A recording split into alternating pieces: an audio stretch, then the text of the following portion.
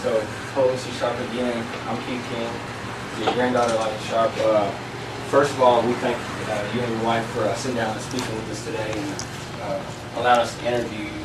This is in conjunction with the African American History Museum. We represent MANNRS, and we've agreed to interview people or African Americans in the community and to get an oral history of their take and how they were influenced, or how the state of Iowa influenced their life, and what part of the Iowa history they may have played. And so your granddaughter suggested that we interview you and your wife, being that you're a prominent businessman in the Des Moines community. And we agreed that that would be a good start, because sometimes you don't hear about, you hear about some of the other people in the community, but you may not hear about a man who's worked in a barbershop or owns a barbershop for numerous years. So we thought that would be a good place to start with interviewing prominent African Americans in the community. Thank you. I think that's a pretty good idea for history, because there are a whole lot of young people still wondering what to do. And I hope this year we'll get some kind of idea. So whatever questions you want to ask, what would you like me to tell you about? Oh, we have a series of questions. Some we'll just start out, and we'll let Liza go ahead and ask you some questions. And then we'll get down to how opening your business, how it may have been a struggle being an African American in a predominantly white city, and some of the process it took to get a business established and keep customers coming back. Thank you. So we're just going to start off with some general things, like how old are you? Time to be modest. 79. Right. And holding. Yeah. 79 is holding. Okay. Are we sticking to that? I will go stick to that. Okay. Well, in 3 or 4 months I'll be 80. 80. Okay. Okay. What were your parents' names and where were they from? Well, I got to start with my grandmother. Okay. That's the one that raised me mostly. She was from Kentucky, Louisville, Kentucky.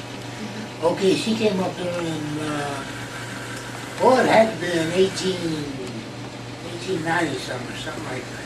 Okay. Okay, then she had 7 kids, which my mother was one of them, of course. And her name was Celesta Sharp, C-E-L-E-S-T-A, Sharp, that's Sharp.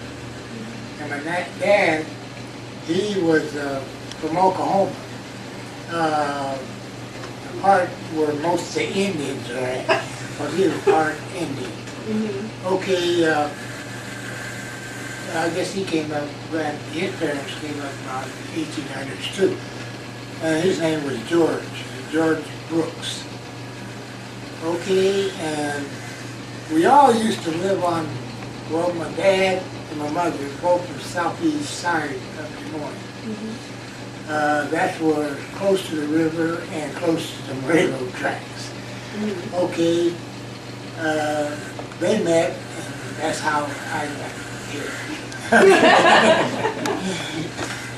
Would anybody else want to know about it? Okay. Yeah. So you said your parents, were your parents actually born here, or they came from Louisville and Oklahoma?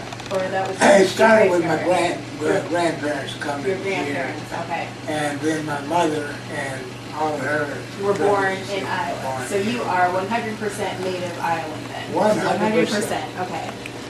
So, who was your inspiration when you were younger? Who in Iowa, or even just in the world, was an inspiration to you, a motivation to become an entrepreneur?